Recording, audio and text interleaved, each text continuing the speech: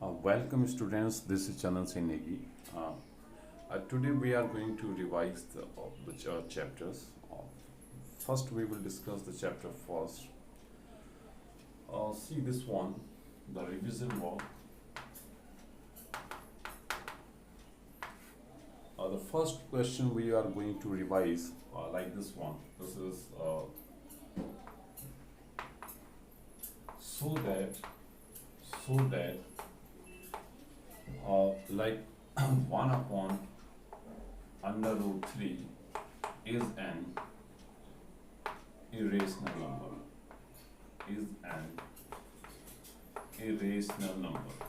right? That is the irrational numbers. We have to prove that, and we know that what is the irrational numbers and whose decimal expansion is non-terminating and non-recurring. And like this is just like the source under root 2. If you expand this under root 2, so you will get that neither this is the decimal expansion is that means the solution is neither terminating or non-recurring. So such type of numbers is called the irrational numbers. And now we have to prove that this is irrational number. Now the solution is, see this one, before solving these questions we need to know that is if like this is a prime factorization of any number, composite number. This is a is equal to p1 is the prime factor, this is p2 and p3 and dot pn. And if a square is equal to p1 square, oh yeah, yes, right, this is like p2 p3 and dot pn. I just write this is a square, right? The square of any numbers, if the square of any number is divisible by any factor of this one, then the number is also divisible by that the same numbers. Like example, if I have 4 square, this is 16, that this is 2 into 2 into 2 into 2. If the 4 square, that is 16, is divisible by 2, then 4 is also divisible by 2. That is the theorem. Now we will use later on this one. Let if it is a not irrational numbers, irrational number, then it will be irrational numbers. If it is not irrational number, then it will be rational numbers. See this one. If it is a let, this is a irrational, that let under root 1 by 3 is rational number, right? This is rational number. Let, I'm just writing this is let, this is a rational numbers. If it is a rational numbers, we can write this is in terms of fractions. That is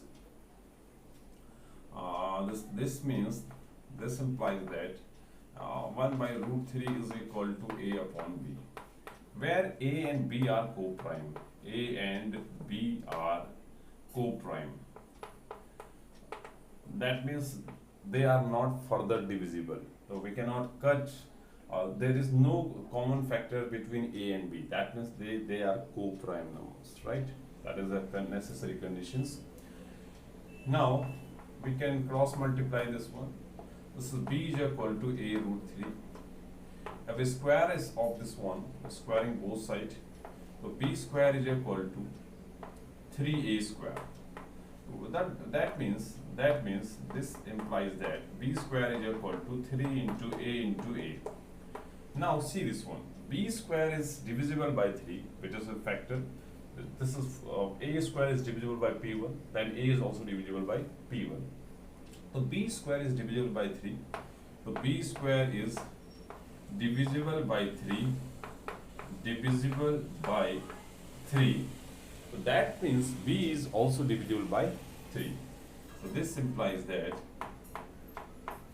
b is also divisible by 3, right? Why? We will use these theorems. Now if b is divisible by 3, that means b is multiple of 3. That means if any numbers is divisible by any other numbers, then that it means that there is a factor, that number is a factor of that particular numbers. So that means the b is equal to multiple of 3, must be multiple of 3 because it is divisible by 3. So multiple of 3, like b is equal to 3 into r. Example, this is r is any number. R is any number. So b is equal to 3r. Just write this one, and I'm just going to put this one in. So put b is equal to 3r in b square is equal to 3a square. I'm just going to put this b square is equal to 3a square and this one, right? See this one. Now, what we do, see this one. If a b is equal to 3a square, you're just going to put b is equal to 3r on this one. So 3r whole square on left hand side is equal to 3a square. This is 9r square is equal to 3a square. Now a square is equal to 3 3s are 9. This is 3r square. This implies that this is 3 into r into r. Now see again this one. The a square is divisible by any numbers, which is factor of this one, and then a is also divisible by the same numbers. So a square is divisible by 3. This implies that a is also divisible by 3. Now a is divisible by 3 and b is divisible by 3. So that means 3 is common in a and b, right? So that means this implies that a and b are not co-prime. A and b are not co-prime. That means if a and b are not co-prime numbers, so this implies that they are not, this is not a rational number. So that is called contradiction. That means which I have assumed the first, So now this one is not correct. The statement which I have assumed first is not correct. So that means that is the incorrect statement. This is the first statement which we have assumed. So this, by contradiction, we call this is the a upon b is not rational. So this implies that 1 by root 3, that is equal to a upon b, is an irrational number, right? But there is two important things in these questions. The first is this is the theorem of prime factorization. This is a square is divisible by any numbers, then a is also divisible by. And the first one is that a and b must be co-prime. If I have assumed that this is a rational number, right?